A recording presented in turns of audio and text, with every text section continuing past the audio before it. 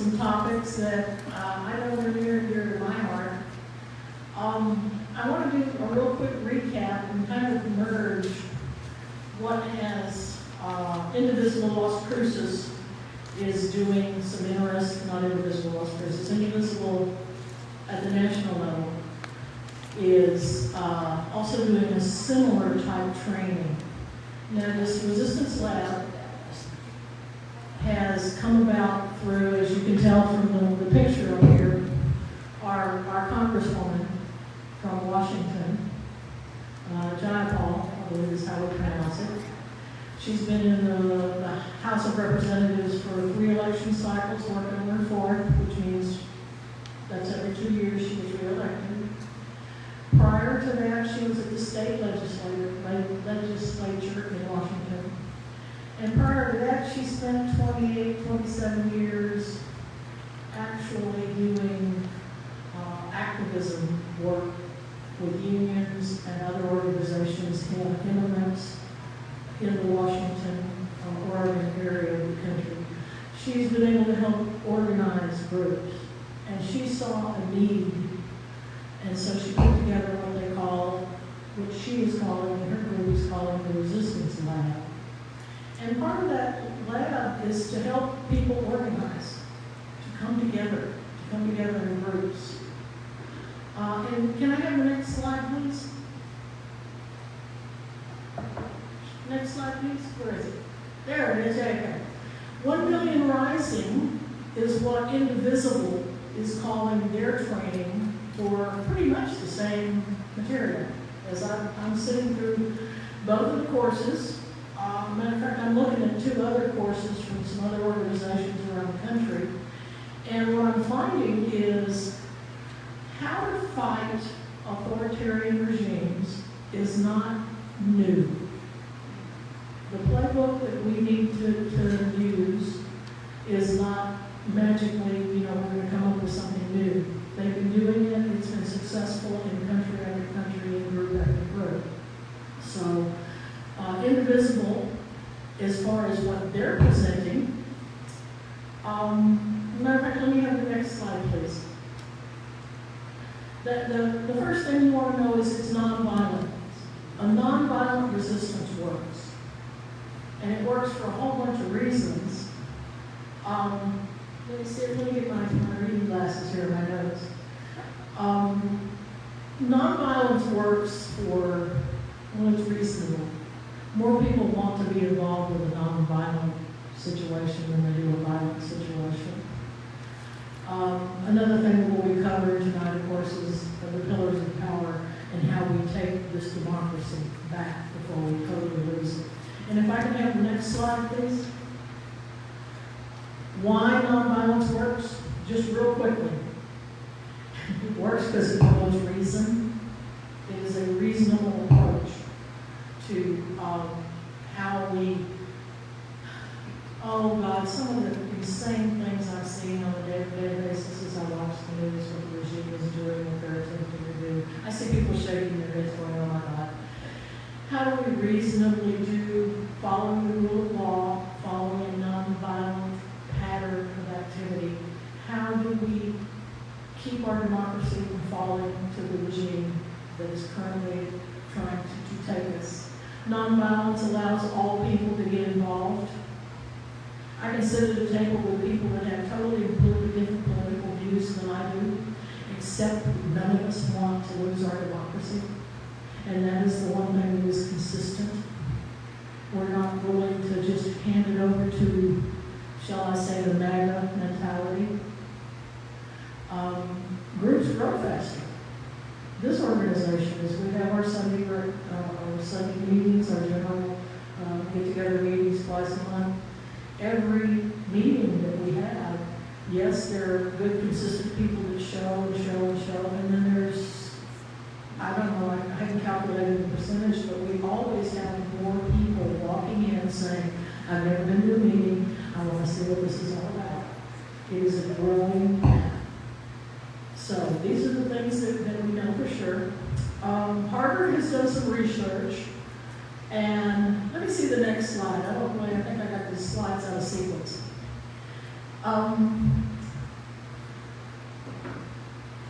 The people power is what we need to take this regime down. And that's me and you. That's not the guy down the street. That's not hoping somebody else is going to do it for us. It really is you and I. The fact that you went to dinner and decided, I'm going to go over and listen to this presentation tonight. This is you being involved in a non-violent resistance movement. How do we take our steps? It talks about, things that we do in this is we maintain a discipline of resilience and resistance. We're going to talk here in a few minutes about this concept of the pillars of power and what those key pillars are. And then what we can physically, what you and I can really do with those pillars and how we can help. Let's see. Let me have the next slide. Just to make sure everybody's on the same page about this, I know you've probably heard by now the 3.5%. If we can get 3.5% of the people involved in the non-violent resistance of this autocratic regime trying to take our democracy, if we can get that many people, which amounts to a little over 11 million in America, 3.5% of the folks, and we really, at the last big rally, the national rally, the Little Kings rally, we were all excited because I think we got maybe 65% of the 3.5% of the people in America showed up with posters, and somewhere in there, well, actually somewhere in the world, I saw rallies across the world for us. Okay, this ain't just Americans getting upset. This is other people in the rest of the world. They are paying attention to what we're doing and how we're doing it. But the interesting thing about this 3.5% is it has to be consistent. We have to have projects that we're involved with that is part of the nonviolent resistance. How do we move forward? How do we consistently, as I was just speaking with one of our colleagues in the corner, tired, exhausted, but we're not ready to give up yet. So I'm over there, I'm going to take a nap. I'm going to go to sleep in a little longer, a couple of days in a row, and then I'm going to get up and hit the ground and do what I believe I can do to help move my non-violent resistance group forward. Let me see here, what else I have on this note? All right, okay, let's move on to, and I'm trying to throw this at you very quickly. Let me have the next slide. There you go. This particular slide comes from the Indivisibles training. I'm just their model. I mean, these organizations, the Resistance Lab and the Indivisible Group, they put something out there. They say use it. You don't need to recreate the wheel. We don't have time.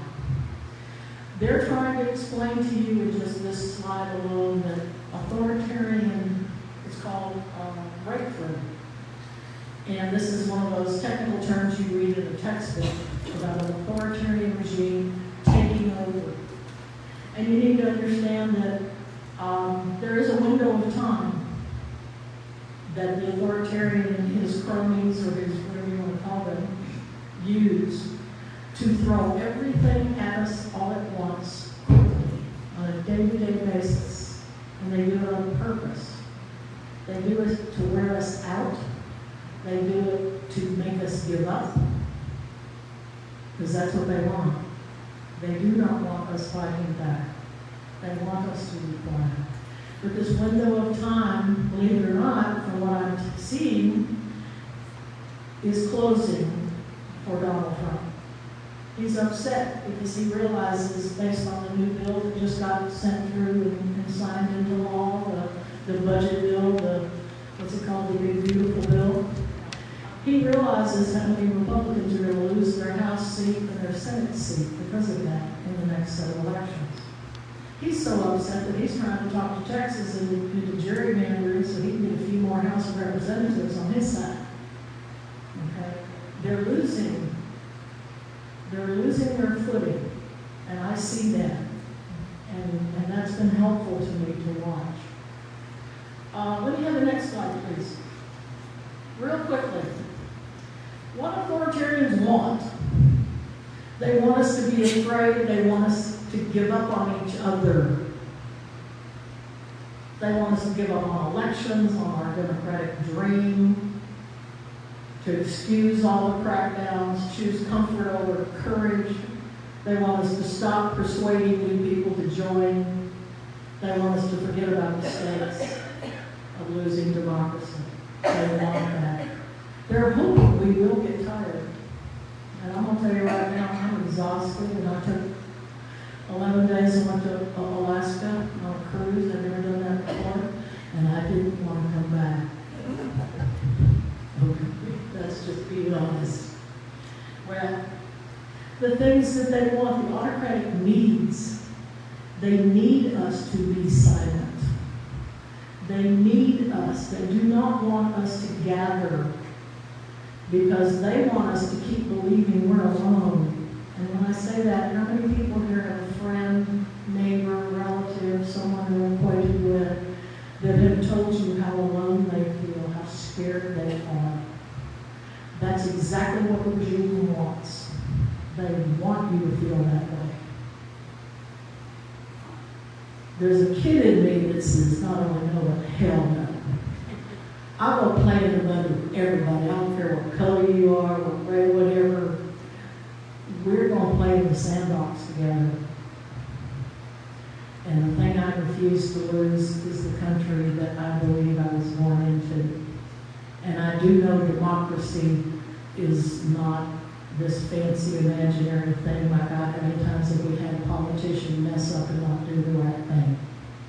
The issue is we could elect them, we could get them out of office, we could make changes. Democracy is a slow process.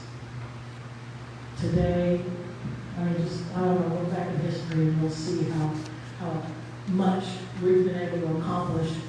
And we have been able to accomplish this to the point where, and I'm going to say this again, everybody in the world is watching how we handle this debacle of our democracy.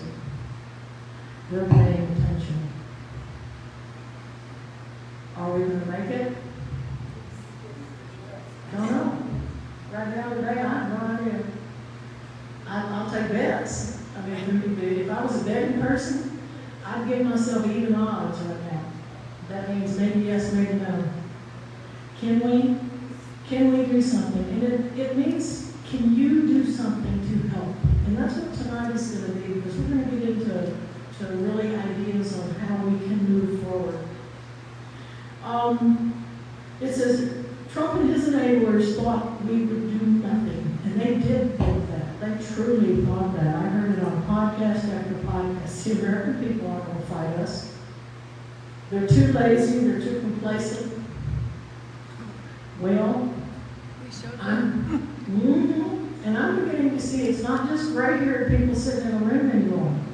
The younger folks are paying attention because they're going, wait a minute, this isn't the way it's supposed to work. This program I'm in at New Mexico State shouldn't be canceled just because it encourages diversity and equity and inclusion. Wait a minute. It takes people a little longer in this country, I believe, to pay attention because they don't have, how many people in here are retired and have 24/7 free time? Okay? We get to pay attention more. We do. And the younger folks are busy doing what they need to do, plus they got a couple of jobs, they got to pay rent, they got a million things they have to do, and they're getting sound bites of what's happening. We live in a different kind of world today with media, with digital media available to us. And so I'm asking you to please be patient with the people who don't get it yet. Because the word is just yet. Matter of fact, I think that's part of what you and I can do in this nonviolent resistance movement is help educate the people that are not quite sure what's happening yet. Okay, moving right along. Can I have the next slide? It's pretty. If you have that handout that was given to you, there's something similar. Can I have the next slide? This little picture is the picture on one side of the handout that you're in. And what these are, we found out through not only research, but through active nonviolent resistance that an autocratic that does not succeed without the pillars of society supporting them. Now, part of what Indivisible and their training is asking people to do is to create small groups of people, because there's a lot of areas in this country that are not as organized as we are here in Las Cruces. We've got PVA going, we've got the ACLU group going, we've got Indivisible Las Cruces. I was not aware, really, and I was kind of shocked when I realized there are places in this country, big cities, that don't have as much momentum as we do. Okay?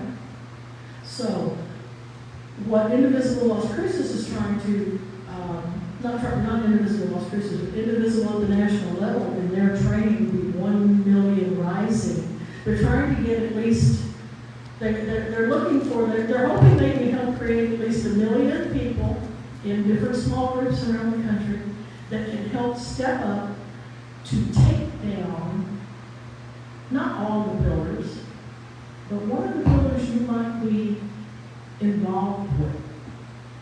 I personally, because of my second career in education, I'm interested in education, and so I'm very, very interested in the school pillar in this city, in this state. I do not want to see the pillars, the school pillar, the educational pillar, to be manipulated into the, we'll say, the MAGA mentality.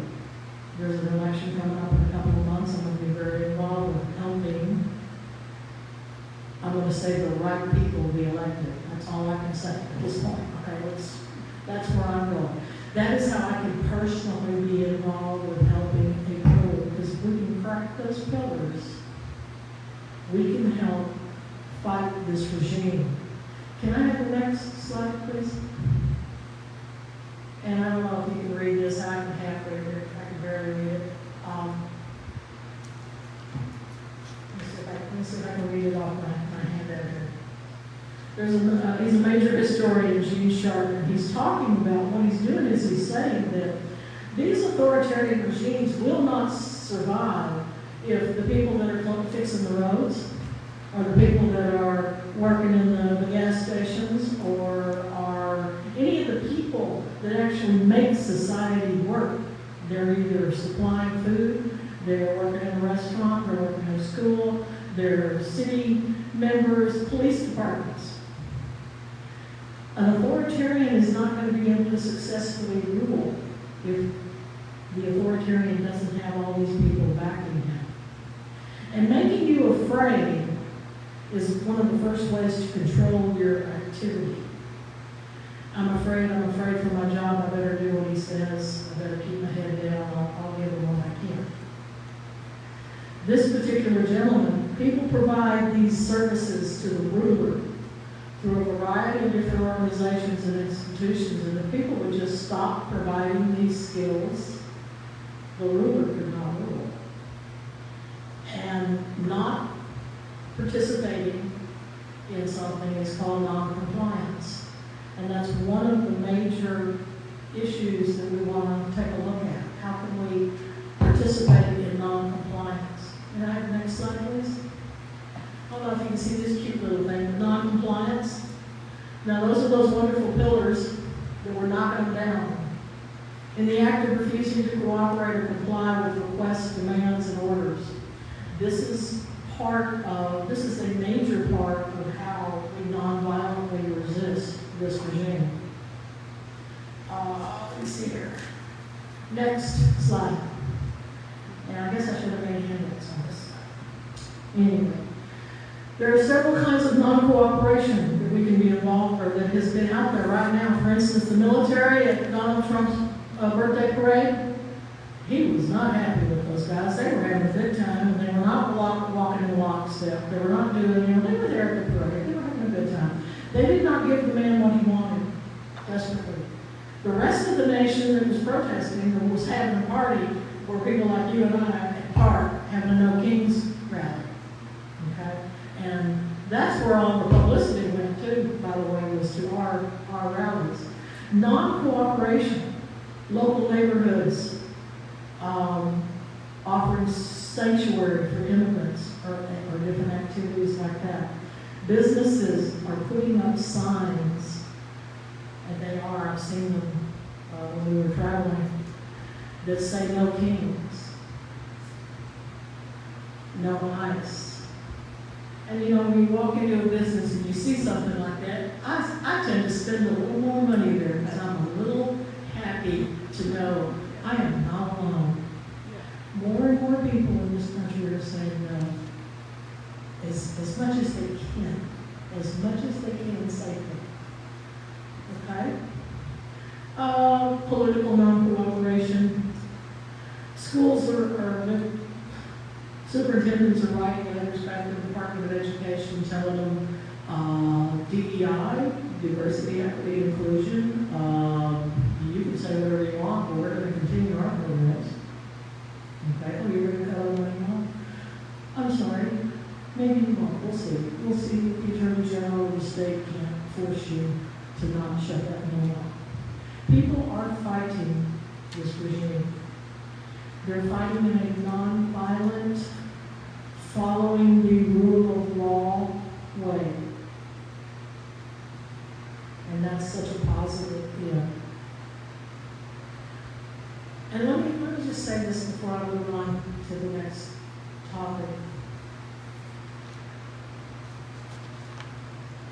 The last 6 countries in this world that have been taken over or that attempted to take them over an autocratic regime, every one of those autocrats were elected to their office. They knew exactly what they were doing when they stepped into their, whatever. For us, it was the White House. We were shocked, even though we heard they had a plan. We knew Project 2025 was the plan. It happened, it's happened in other nations, it's happening in ours. This is a piece of history that is going to be interesting. I don't think many of us will even be alive when they write about this in the textbooks. Okay? I hope we get our pictures. I really do. Okay? Yes. We will be standing up and saying no. Not only no, but hell no. I'm not ready to give up yet. So that being said, Indivisible is asking for people to come together in small groups. If you've got a group of cadres, if you've got a group like ours, we don't need to do the small, let's get together. We are already together in a very large organization and a pretty decent sized group. And what they're asking is, the first thing on that handout, where the pillars are located, what can you personally do? I don't know. Can you go back a page or two? Go back to another page. One more. That one. That one right there. The pillars that support this regime are not magical mystery groups. They are human beings running a business. They're CEOs, and boards of directors, and employees, and customers. You want to see an example of a piece of a pillar getting cracked? Take a look at the price of a Tesla share of stock today, based on what it was in January. We are succeeding. It's not happening quickly. I think that's part of what's frustrating. I know everybody's shaking their head. Yeah, I want it over now. I want this over now. I want some magical person to run in and arrest them all, take them all out in chains, and I do mean chains. Okay. I don't think that's how the movie's going to work for this particular piece of history. But what Indivisible is asking that we do, and the Resistance Lab is asking us to do, is take a look at the pillars. Which pillar? Maybe you're part of something. Maybe you're, I know, I was discussing with Pam the other day about the religious pillar. I was speaking to someone the other day who goes to a church that's extremely, he thought was very progressive. and had some conversations with several of the other parishioners of the church, and basically was told he needed to be quiet and upset people. Well, I get that. I think we're going to have to really pay attention to how we discuss things with people. And can we take that, for instance, the preachers? What are the preachers doing? I know legally they can't stand at the podium and talk politics. Or promote someone. Issues, not candidates. Right, not candidates. But they can talk about the moral aspect. Right. There are things that fit right into that realm. And I think that those things need to be spoken about. If you've got any kind of, and I mean that, and this is what Indivisible has asked, if you've got some kind of input into a group like that, start shaking it up a little bit and see if you can't get, every time a preacher stands up at the podium and discusses an egregious behavior that's really happening in this country and how we don't want it to happen here, if nothing more than just getting people on the same page knowing it's truly happening, how do we stop it? These are the kind of things that Indivisible and the Resistance Lab is hoping that people can do. We're asking, how do we do this? Let me go to the next. Can you flip the slides a couple of them? 1, 2, 3. Couple of them. Keep going. That one. Okay, that's a cute little slide and drawing. What this is really talking about is trying to help that neighbor, that friend, that acquaintance, that relative, whoever, to move their opinion or their attitude just a little bit. You don't have to take somebody who's a member of the cult. I don't think you can talk to them. Okay? I'm going to call it that. It's a terrible thing to say, but the true MAGA believer, I don't believe you'll ever be able to make any change in inroads for them until it really hurts them, until they know something has happened that is truthful and they believe it. But the people that are kind of paying attention, maybe I voted for Trump because I could vote for a woman, or I voted for Trump because I was a Republican, these guys, each grouping, as we say in this, going from right to left, we have people that are kind of neutral, they don't really vote, or they don't really pay attention to the news or anything, they're too busy playing softball and having a good time with their grandkids or whatever they're doing.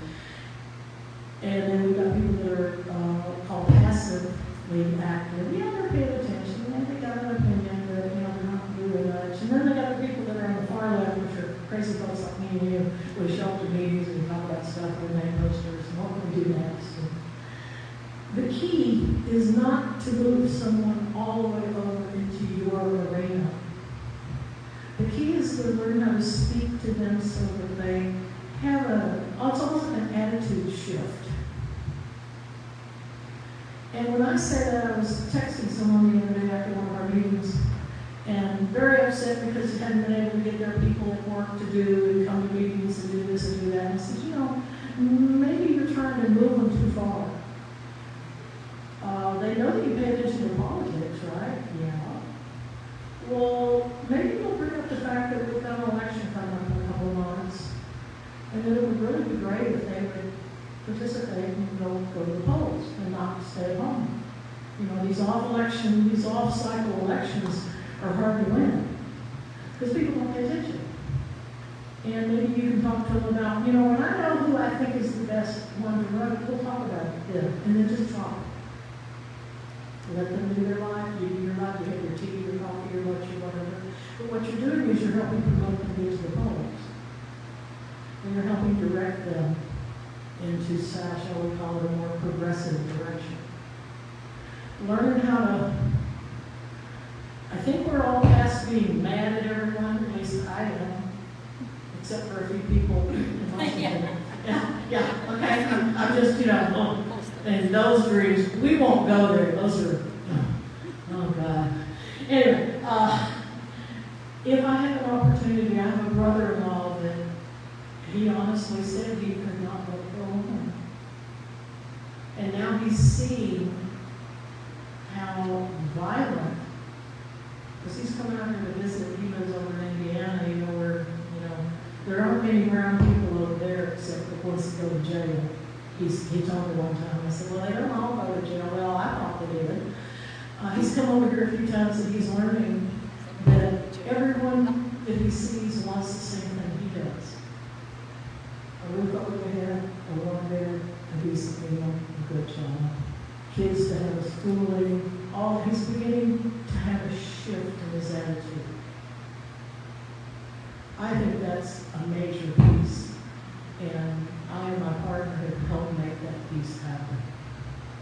And I'm proud of him because he's even willing to step up and go, wow, I wonder who's going to run for president next time. He's asking those questions. Okay, that to me, that's huge. So anyway, this handout that you've got in front of you is asking you, let me take this here. Does this work? Yeah, this works.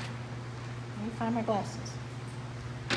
So part of what Indivisible wants, at the top of this page, it's of the different pillars. And do you have any influence over any of these pillars at all? And talk about it. Ask yourself, do you? And the next piece is, think about somebody you know. Where are they on this pie chart? Do you think because I know early on it was really hard for me to stomach talking to some of these folks that just were totally, I'm not watching the news, and we've told them, oh, he's fine, I'll need to give him a chance. Okay, I'm giving him a chance. Can I help move a person? Can you help move a person? Whatever that means. And I do whatever that means. On the back side of this page, these are things I just wrote down, and there's a whole bunch I even made notes on my own handout here. Things that you can do. Things that you can truly do to help participate in the non-violent resistance that we are all trying to move through. And let me see. Call or write your legislature. 5calls.org. Can I get you to flip over to that other PowerPoint for a minute? Because I know people need to understand this. If you've never participated in this, there is, let me do it this way so I'll be back on the screen. 5calls.org. If you've got an iPhone, there's an app for it. If you've got an Android, there's an app on the Google Play. If you do it on the computer, you can go to the internet. You can go to https 5calls.org. And what the next little piece of paper, I think I lost one here. No. I know it's written really small. I was doing this really fast because I have noticed that people ask, well, what's 5 calls, what's 5 calls? And somebody will tell them, well, do this and this, and it's like, I know your face just glazes over because you're not an auditory learner. You need a handout, you need a visual. I'm an engineer, I need a visual, I need a handout, I need take notes kind of person. But anyway, the first thing that will come up under 5 calls, you can tell them your zip code, or if you want to choose another location. If you want to get information on how to make a phone call with the actual phone call for any of the legislators, senators, or House of Representatives, it will come up. You can ask for a city or you can ask for a zip code. Okay? I know some people go, well, I can't talk to people that I can't vote for. Why not? Why not? Maybe you need to say something to Susan Collins. Okay? Maybe some of the folks out there. You can do this. It's okay. Try to be nice and clean and neat. Okay? Be polite. But you can ask for, and this is just an example, and the second little thing where it says slide 2 of 5, they will give you a whole list of topics that if you want to address that topic, it's highlighted in blue. The latest topic was, day before yesterday, was oppose Trump's attorney Emil Val for federal court judge. The final vote, it was actually on the 29th, it was the 29th of July, to make a phone call. You click on that, and it'll come up with some data. It'll give you information on that particular topic. It's very well written. I've been following these pretty close lately. And that's what the third slide is, the 3 of 5. I know you can't read them, I can barely read them. But it'll give you bullet points of what the guy's done, why we think he's not a good choice. And then you can move on over to slide 4 of 5. And you've got choices. This particular one popped up because Martin Heinrich is on the top of the list. You could select any. You could select Martin, you could select Ben Lujan. Gabe was not involved in this vote, so it's not going to take you to Gabe's information. But the information that you get there, the local telephone numbers or his local offices, is for Martin Heinrich. His 4 telephone numbers here in the state of New Mexico. And then it gives you an example of what to say. And I think that's been part of why people can't make phone calls. Because it's like, well, I don't know what I'm supposed to say. And what, I'm so mad at 17 different things, where do I start? Right? And what happens is there's a staffer at the other end of that phone call or voicemail listening to what you're saying. Pay attention. My name is Rosa. I live in this district. This is what I want you to do. I expect you to vote no, talking to Martin Heinrich. I expect you to vote no for this particular individual. I will tell you that after I printed this out, that night, I'm trying not to cuss, guys. That individual was voted in by the Senate to be this particular judge position, a lifetime position for Emil Rowe. He was voted as a federal judge. Okay? I don't know what the next steps are. I don't know if he has to go through any kind of appease. That's it? It's over? That's it. Okay? I want you to know how disappointed I am when I do these phone calls and I don't get my way. Can I just tell you that I'm serious? It's just, it takes me 2 days to get over it. It's like, but I made my phone calls. I said, okay, well. And that is going to happen to you, I expect. But you have to do yourself a favor and take a deep breath and not give up. Our senators need to know what we feel and think. They need to know we're out here.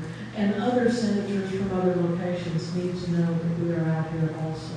Even though that other senator from some other state voted not the way you wanted them to. I think hearing from people around the nation is extremely important for these politicians. Because we ain't asleep, guys. Yes, ma'am. So I tried to do that on 5 calls because I know zip codes like that. Okay, so I tried to do that on 5 calls, put in a different zip code, because I have like sisters in different states, so I know some zip codes. And it just put me right back to my own. It must be like tracking my phone location or something, because it just...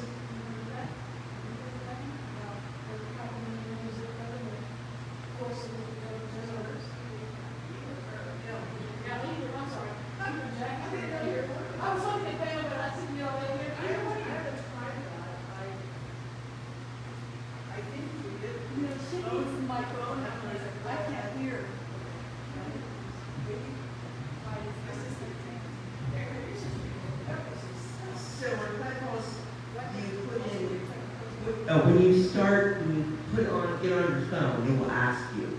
So I believe that it's like it knows you. When you get on, it knows you. So if you're putting in a different and you're not, changing it as you know what I mean? You get into an app, you put the zip code in.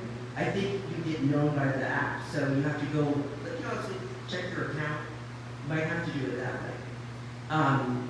But you can, I moved to a different state, so I had to change everything, and it does work. I don't know if you can change it around every time, even on 5 calls. But, yeah, you don't have to do 5 calls. Yeah.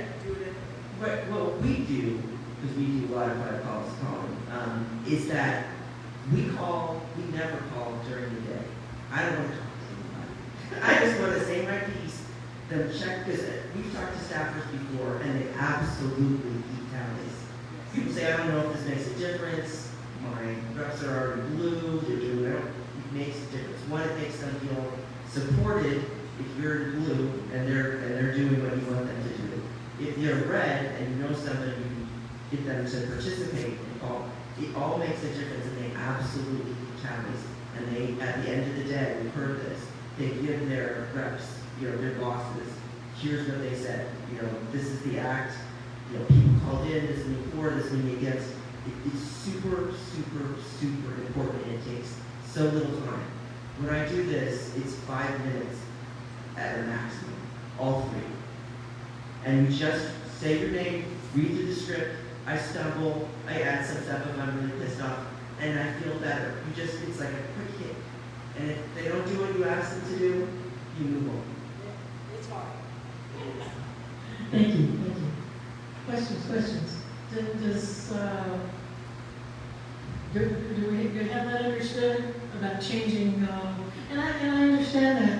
I have to, when I want to do certain things on my phone, I have to go in and let my phone know not to follow my location. Because my location turns everything to just me. But if I'm driving to Dallas and I'm in the middle of Amarillo, I don't want information for El Paso. So I go turn my location on with my phone, and that may be another issue that's happening. Okay.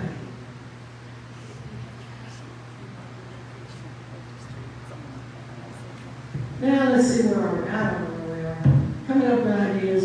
5 calls. 5 calls is an excellent way to get involved. I have, I don't know, I just wrote up a bunch of stuff, okay? I'm sitting there thinking, okay, what can I do? I am preparing for the November 2025 election. I say this sincerely. Find something you're passionate about that works for you. And I know personally, stretching my boundaries is scary. I mean, I went to the restroom before I got up here to talk, and I had to slow my heart down and not go into AFib, because I'm standing in front of a group of people talking. And that's just a trigger for me. Doing things, and I mean this sincerely. The Resistance Lab from Congresswoman Jayapal and the Indivisible 1 Million Rising, they call it, because they're trying to get 100,000 people on a phone call times 10 activities or something, which is, we've got 1,000, we've got 1 million things going on. If you've got a small group of people that you work with, other than that come to Indivisible, maybe you hang out with them or something. I got a small group of people. Actually, all of my corporate group is in the room, okay? But what can we do? What can you do? Making the phone calls, being involved, taking a break from the news. Jeez. I just want to know what the weather is right now, okay? I'm over there flipping the TV noise off until the weather guy comes on, because I'm upset. I guess Jeffrey Epstein did finally die. We're not hearing about him much today. I'm sure that'll come back. But part of what this regime is doing, and it's deliberate, is to steal the news cycle from us, so that we talk about Trump all weekend long. And these are things that, when you realize that that's part of their game plan, now they don't tell you that attorney generals around the nation have gotten together and sued the Trump administration, and the $9.4 billion money for the Department of Education is not going to get stopped.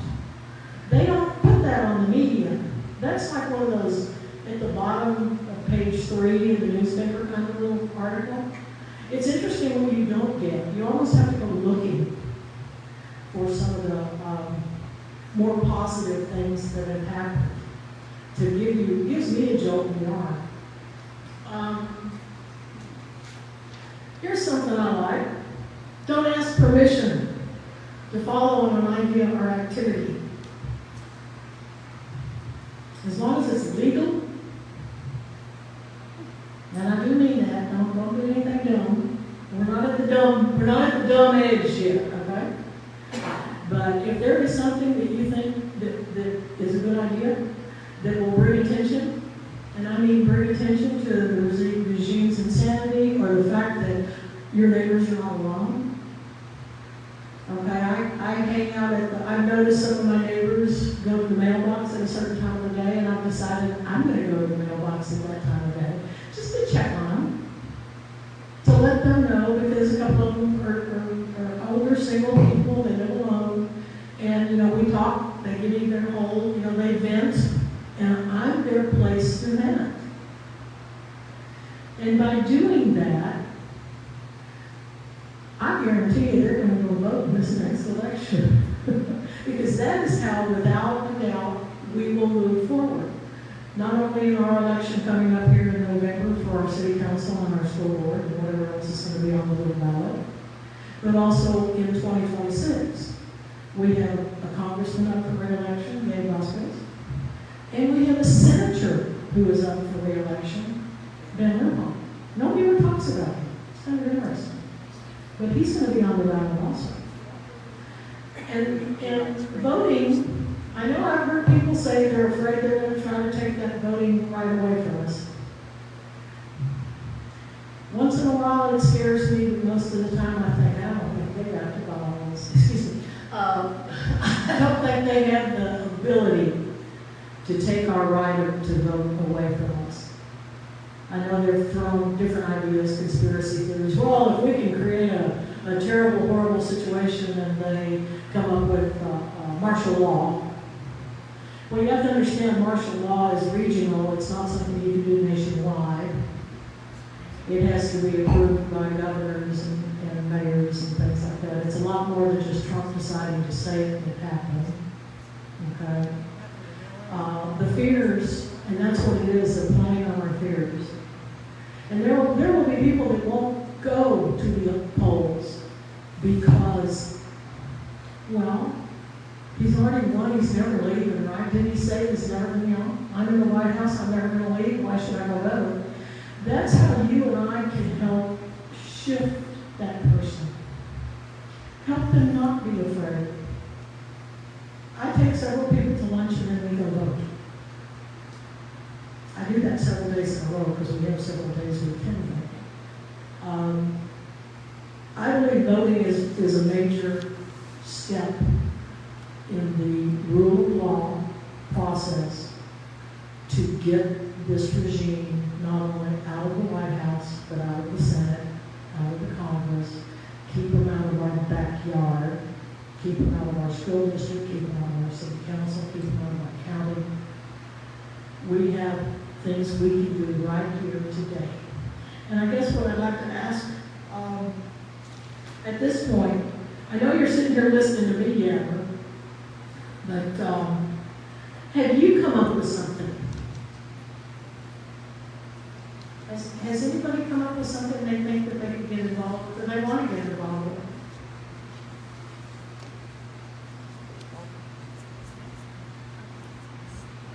And talk like this. They told me to talk like this. Well, for the last elections, I've gotten a list of people in Michigan who do not vote all the time, who are registered Democrat. And so I write, they send me postcards, and I write a message. I'm going to do it for the New Jersey election that's coming up. I've ordered 300 cards. I have to buy the postage. And I'm going to write and say, vote for your neighbors, your country, and the world. Your vote matters. And at the bottom, we will say, I was raised in Redford, New Jersey. And with my first name. There you go. And they're giving me they're sending them right away. So at a certain date, then they tell me to mail. That's So- MoveOn.org. What organization are they doing it for? Is it an organization? It's MoveOn.org. It's also something to Democrat. Yeah, it's both. Yeah, MoveOn.org. I don't know. Okay, yeah, and I got, here, tell us the names of the organizations. It's moveon.org, and I'm doing the exact same thing, but I'm writing to Pennsylvania. We have a group, a little resistance group. We're calling ourselves Good Trouble, and we meet once a month. I'm happy to be hosting this coming month. And it started out with just a handful, 2 or 3 women, and we're up to 15 or 20 now, and it's growing, and so it's that kind of thing. And I'm a big letter writer, and I've written so that I do write to Susan Collins. And I know that they tally. My husband worked in the legislature in California, and yes, they do tally. And so it's really important whether it's and it's good to have things in writing, because it's in writing. And if you can get through on an email, but sometimes with a zip code, you can't get through on an email. So I just write a lot of letters, and I probably do a letter or 2 every day. And I'll tell you who writes some really wonderful letters back is Senator Lujan. He really answers my concerns, and I don't know who his staffer is, but he's got a good one. Anyway, thank you. I get notice from Tony the Democrat, and they give me everything. It would be addressing a particular election somewhere in the country. And they give a list of things that it's okay to say, and you choose what you want to say. And I put my first name only. But it's a good feeling. And they report that in areas that they do that, it works. And so I just pay for the stamps. I make my own cards. Yeah, and send them all. What's the name of it? What was the name of it again? Tony the Democrat? Yes. Tony the Democrat. T-O-N-Y. Huh? T-O-N-Y. Tony, T-O-N-Y. T-O-N-Y, Tony the Democrat, okay. I happen to know there is an organization in this lovely community called Blue CD2. Now, blue means blue, like that's the color that the Democrats decided to use. Somebody decided once upon a time. CD stands for Congressional District. And you and I live in Congressional District 2. Now, Congressional District 2 is huge. It goes from the far eastern border of New Mexico to the far western border of New Mexico, and I think it goes as high up almost to, it gets to Albuquerque. Very small section. Very small section, but it's far north. That is Gabe Vasquez's district. And I'll tell you 2 things I know about Gabe Vasquez. He's been elected twice in a row, which hasn't happened in, I don't think, forever. And another thing, I'm going to just go ahead and say this for Gabe, but the next time somebody's upset because he didn't vote the way you think he ought to vote, you might check why. He has so many Republicans that voted for him. That is why he's sitting in the office today. Because they wanted him to stand up and be his own man, make his own decisions, and not just follow a party line. Now, is that the good or bad thing? Well, I would love it to be more progressive, but I don't think we can afford that in this district yet. We're gonna try. But he's got some things that he's had to do. He's made some decisions about a vote or two that he knew was gonna go back to committee and die. So he voted, so he could go back to his small rural constituents and say, hey, I voted the way you wanted me to. It is politics out there, ladies and gentlemen. And it's not fun. So, and I'm giving Gabe a real plug because I met the gentleman, he's a good man, he's trying his very best. He's on a huge learning curve. If he wins again, that'll be the third two-year cycle, which is a huge step for any congressman. Once they've made the third step, or the third year in Congress, I think there's some money released by the Democratic Party that funds a little better, because he's got a good constituency behind him. Okay, yes, ma'am. So one thing that I did outside of my comfort zone was to make phone calls. It was with Route One, which evidently I got signed up for when I signed up for indivisible services.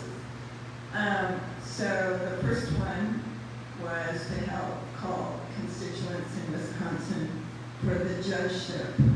So I had to win my very first phone call session, which was very nice. So they were hoping to get a progressive judge, and they did. And it's interesting because, you know, most people say, well, I hate getting those calls, so I don't want to do that. But, and most of the time people just hang up.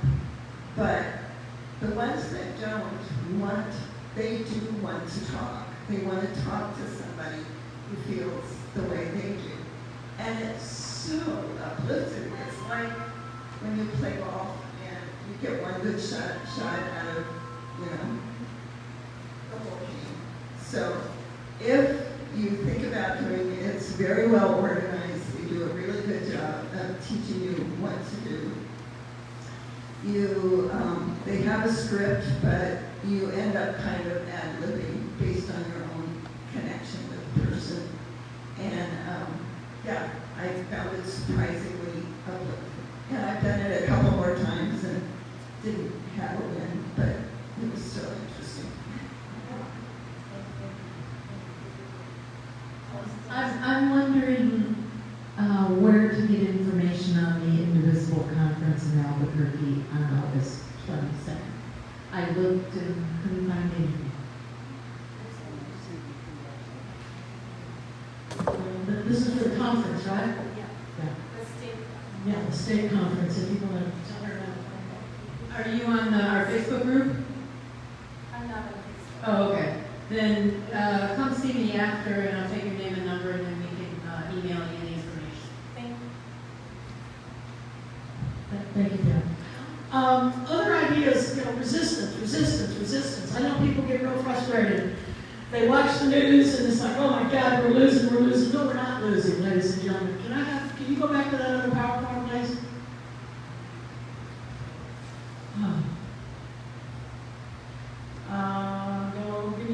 Go further slide, okay. Another slide. Okay. We're winning more than you realize.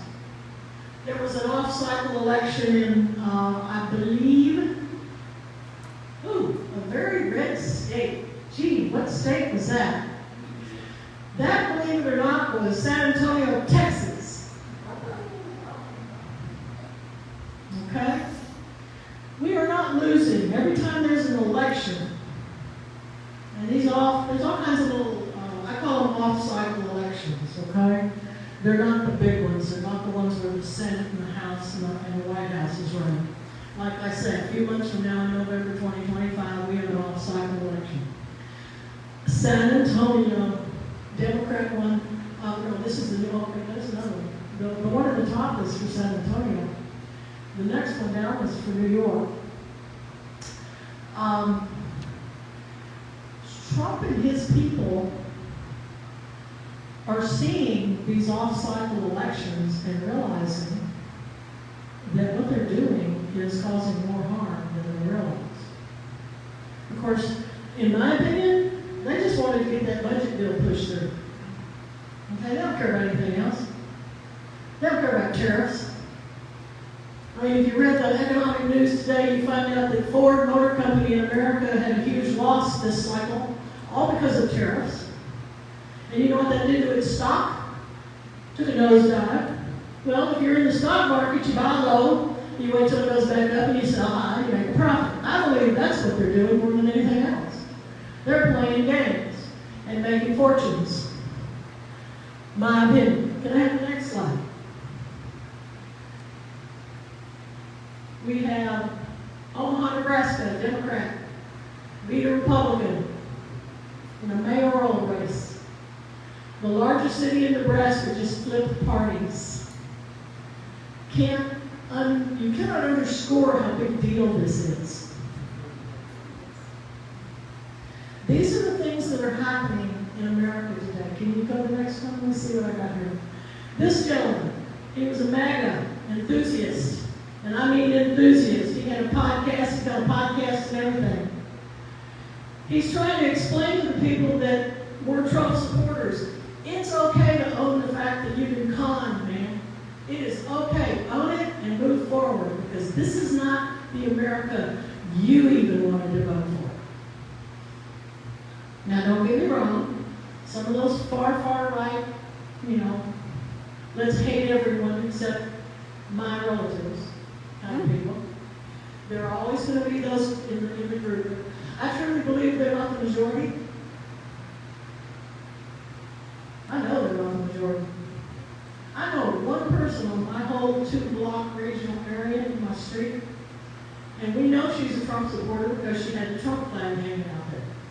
She now has it taken down, and she won't look at anybody in the eye when they go to the mailbox. But I always smile and say, hi, how's your puppy? I'm trying to, But anyway, people are leaving. People are leaving based on the information they're getting. As long as they're being truthful or a little bit, if you're a neighbor, you know somebody, this is what you can do for someone. Give them a space to listen to what they think. Try not to argue with them, because that's really what they want, if they're really far, far right. But maybe they just want your opinion because they learn to trust you. Well, you're paying attention. Tell me what's really going on. And all of a sudden, you have an opening. And if we can move those people one click, they call it one click to the left, get a little more, not liberal, not progressive, but more open to reality. Can I have the next one? Okay. And these are just some ideas that I popped down, and I know you've got them in front of you. Some of the things, you've got that on that handout there. And I didn't put them all up here. I know, for instance, have you guys seen the blue triangle? Yes, I just lost mine. Do they have more here? Not tonight, but we will have more, believe me. When I put it on, I didn't know which direction to go, and then I saw the pointers sort of down. I don't know. It's an inverted triangle. Yeah. This is the triangle right here. The triangle, that's They what put I it apart. They put it apart. Yeah. That's what it is. The Nazis had immigrants wear the blue triangle to identify them, just as they had the yellow star for the Jews. Right. No, is it It goes down. It's It inverted. goes down and the word's on top. The word should be on top of the triangle, because there's It's four. hard to tell because of it looked like. Right. But I know that, one of our steering committees was at, I think, dinner the other night, and we had one of the blue triangles on, we're sitting there mouthing off, and I never go and I drink a beer. And he had person after person after person coming up and shaking his hand and saying, thank you, because they believe it's an issue. And these are the ways that you let other people in the community know. No, they don't have to come to a meeting. They need to be aware. And helping people know they're not alone in this battle. And if you get a chance, talk to them, invite them, have them come to Jan's protest, she stepped up, you're there every weekend, aren't you? Just about. Just about. Except when I'm in some, other protests. Oh, okay, she's in Santa Teresa, she's in Santa Teresa for another protest, she's not in our corner here at Jan Las Cruces. But if you want to join in a protest on a Saturday, I believe it's, what, 10 to 11:30? 10 to 11:30. Loman and Walnut. Lowland and Walnut, every week. And that's a commitment, and I want to thank you for that. No, it isn't just, it's a thank you, dear. I want to cry because you stepped up and said, I'm doing this. Because that is how we make change. And I do mean this. If you're sitting there thinking, well, I don't know what I'm going to do, I'm probably not going to do anything, I'll come to this meeting and go home and blow it off. Do that too, that's okay. One of these days, something will strike you that fits for you personally, and you'll start doing it. And this is how the resistance works. We grow, we stay strong, we take a break when we need to. Oh, God. Okay? And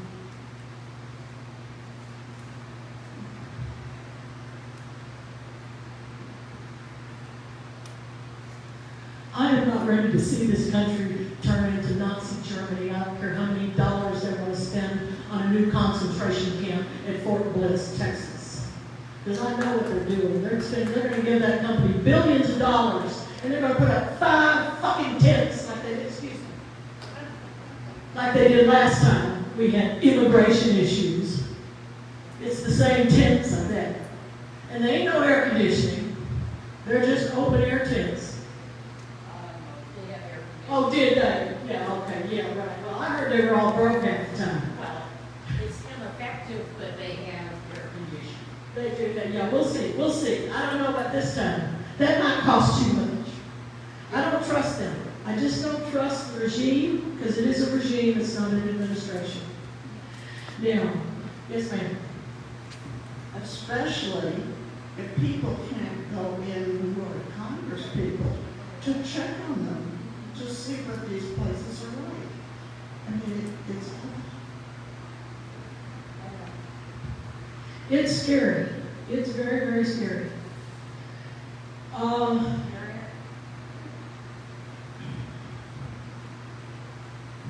Just to let you know, there's a group in El Paso, and I'll be putting it on my weekly calendar as soon as I get more details, that will be doing major protests at Fort Bliss starting August 30th. And they're working out the details of how to make that happen. But I hope that Las Cruces will get a good representation down at Fort Bliss.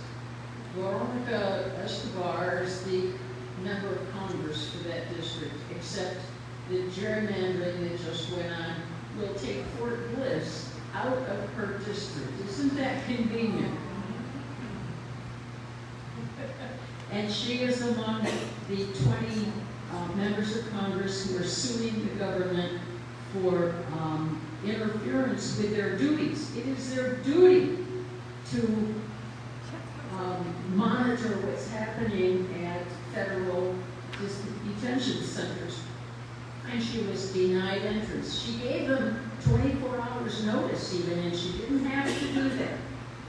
She's supposed to be able to, without notice, go in and see what's happening. And even with 24 hours, they refused to let her in. And we have, of course, heard of members of Congress who were arrested because they insisted on being able to go in and they were not allowed in. So Veronica, they were very careful to take Fort Bliss out of her district. Yeah. Something else to make you angry. Oh, yeah, I used to laugh. I hate to admit this, but I was born and raised in Dallas. I'm Texan, and I don't appreciate anything they're doing in my Texas today. Where's Ann Richards when you need her, right? Right. I just wanted to talk a little bit about donations and where you can donate, because I don't know, I've been a Democrat my whole life, but I didn't start giving money until the last 10 years. And I don't give a lot of money. I mean, I could give more. I do micro donations. I pick candidates in other states that I want to support, and I follow them, and I give them micro donations. I put things on my Facebook about them. You never know what gets bounced around. But I think there's a really important need for donating to organizations that are doing lawsuits, because that's really making a difference. It looks bad, looks like it's not going in the right direction, but they really are making a difference. So I'm sure you guys have talked about Democracy Docket and also Democracy Forward, which is Mark Elias's litigation arm. And both of those are really excellent in the ACLU. A lot of different agencies or organizations are doing the lawsuits. And it's so important because not only are they're having wins, just the idea that they have a war chest because they need that money. Litigation is expensive, so just something to consider. Thank you, yes, I know litigation. I definitely know litigation is expensive. Oh, wow. I will say this, again, we all want it over tomorrow, right? Yep, doesn't work that way, sorry. The rule of law takes time, and that's what the lawsuits are. It takes time. It takes, I couldn't even begin to tell you how many lawyers are not dumb, okay? They're paying attention because they know this guy ain't gonna last forever. And that's the one thing I keep feeling. Here's another attorney group who's saying no to Trump. We're gonna fight him. They know he's not gonna be there forever because they're not gonna lose their license over doing something dumb for the administration. And being able to support these lawsuits. If you've got some bucks and you need to send them in a direction, I think that's an excellent piece to bring up. Other ideas? Oh gosh, I don't know. I really don't know. There's so many things that can be done. Oh, here's something that we're doing here in this town. We have an art gallery in this town. I believe it's called Vargas Art Project. It's located down on Main Street. And this lovely lady, Cicely Vargas, has literally opened her gallery for us to do a, what's it called? What are they calling it? It's like a resistance gallery. It's not a week, it's a month. It's 3.5 weeks in September. And they want everybody who's got a poster they've created, they need you to get them down to her so she can hang them on the wall. So that other people in the community can come into this gallery and see what we are doing. If you've created a poster, if you come to one of Phil's poster nights on Thursday, if you've got a couple of them, whatever, get them to her office, get them to her gallery, bring them here at the general meeting, we'll get them to the gallery. Because she's got 3.5 walls, she's going to plaster and hang them from the ceiling if need be. And like I say, it's a 3.5 week gallery opening for artwork in the world of resistance here in Las Cruces. And it's your work, not some fancy artist. Please don't think that your cardboard poster ain't good enough. Because I've seen some really good stuff written out there. I've seen some really good vulgar stuff too. I like more than, oh, excuse me, I'll shut up. I'm supporting this art project. I'm an artist, so I love supporting art. And the other thing is that when they have the opening, I will be there and I will be able to register people who are not registered to vote. And I will be there all day for that opening. So just so you know, if you know someone who wants to register to vote and don't want to go to wherever, I'll be there. Bring the Resistance Project, because it is a project, and it's a long-term project. This whole resistance is a non-violent project. We have rallies. We have big rallies at the Albert Johnson Park. We've got a big one coming up in Labor Day weekend. working on right now the exact date, and I think we've got the time down to about 9 to 11 in the morning. But we're working on the next step is the permit, so we can hold park. But letting the community know what's going on, so again, they don't have to feel alone. How many people do you know, you talk to your neighbor, you're chit-chatting with someone, and they're so frustrated with what they're seeing in the news, what's going on, and they don't know where to release their energy or what's, I've seen people get sick, me included, from how much stress this has caused. And authoritarian regimes, they succeed because people like you and me quit. And I'm not ready to quit yet. Not yet. I'll take a vacation, but I won't quit.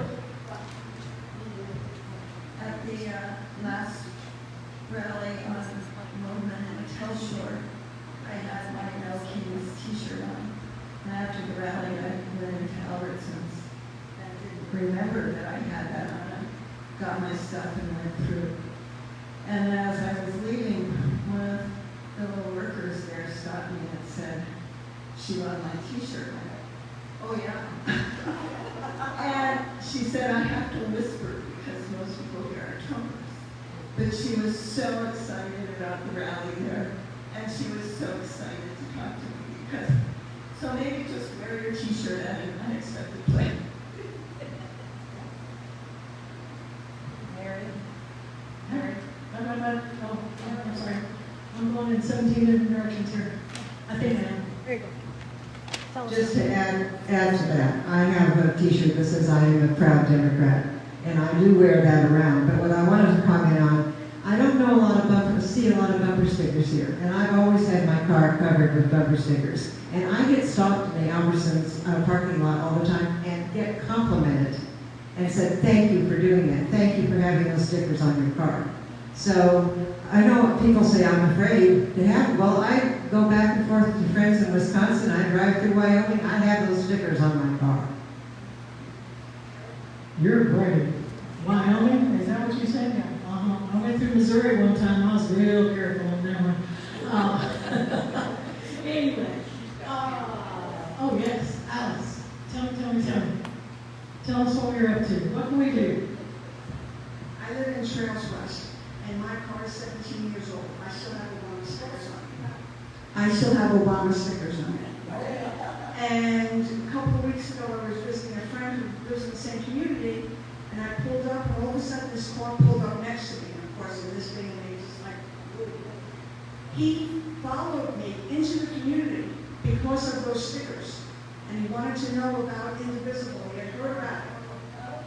And he was so excited. And his poor wife, who was probably about 4'8", tiny little thing, was slunking in her car because it looked like he was, abusing us, but he wasn't, obviously. And he came to the next two meetings after that. But that was because he saw those stickers. He knew, how I think, and he wanted to get that information. I'm telling you, ladies and gentlemen, there's more of us than there are them. And I know that's a fact. I agree with that. Statistically, they talk about 70% of the people in America, 70% of any population will join a nonviolent resistance against egregious behavior. The 30% that won't, they say about half of that, they're just terrified and they don't know what to do, and the other half just want to get out their AR-15s and kill everybody. Okay? So we're talking a really small population of people that don't get it yet, and they may never. But they're not the ones I want to talk to. I want to talk to the folks, and I want to help make a shift in attitudes. And I think that's what the nonviolent resistance is all about. I know that's what these classes are, whether it's the Indivisible, 1 Million Rising, or the Resistance Lab. It's to get people together. It's to get them to comprehend. They don't have to be alone. Matter of fact, what you're doing right here tonight is what scares them more than anything else. We are talking about, I'm going to the vote booth, man. I'm going to get them out of office. I'm gonna do everything I can to get every one of those insane folks out of office. No, I may not have the most progressive person to vote for, and I don't care yet. I don't know if we can get to that yet. I want to get the people that are running the show right now, and they're only running the show by 1 or 2 votes. It's not like they've got 80% of the House on their side, and they've only got what? It's a 50-50 split in the Senate. They're not beating us. They just have the majority today, and it's a slim majority. Can we move the needle? Can we move your neighbor? We do postcard writing programs here, projects here. We've got Blue CD2 who's going to help us with the next election cycle. They've already started a postcard writing program. Okay, I think they sent out 30,000 to people that in this district that are eligible to vote that didn't for some reason. Can you click through these for a minute? Go ahead and do that next one. Keep going. That one. These are the numbers for Trump and Harris. Harris won 75 million votes. Our Donald Trump got 77 million. Couple million more. 89 million didn't vote. This is why we're in this situation today. And if we can help move those people off the couch, let them know what's happening, let them know what's coming up, keep our city, keep our school district blue, keep our city council blue, keep the maggots at home and in bed, keep our state blue, and in 2026, keep our city, our school, our district blue, keep our senators, both of them are blue, helping people vote, getting them to pay attention. Because a lot of people, they won't do anything. But I know people that, I've sat at poker parties and somebody will go, come on, Mary, I know you pay attention to politics. What's going on? Don't we have an election coming up here in the next couple of weeks? Yeah, it's next Tuesday. Well, who do you want me to vote for? I have had people ask me who they wanted them to vote for. I realized the power I had because I paid attention and the way they trusted me. And I know that that's something that you can do too. Yes. Progressive Voter Alliance encourages that. They ask you to make your political influence list and keep it as a group in your email section, so that when election is coming up, you write how you plan to vote. And I always thought, I felt pretty presumptuous, writing to people telling them how I'm going to vote. I would encourage you to vote this way, and I kept getting thank yous from people. They just, they really appreciate it, especially for the local elections, this one that's coming up, because they don't know, and they don't want to take the time to find out. You ask them who they're voting for president, and they know. They don't need to know how I'm going to vote for that. But, I guess they trust me. Yes. And they are grateful that I give them, I don't just say I'm voting this way, I say why. I give a little bit of information. And they like that. They really do, so that's something I encourage you all to do.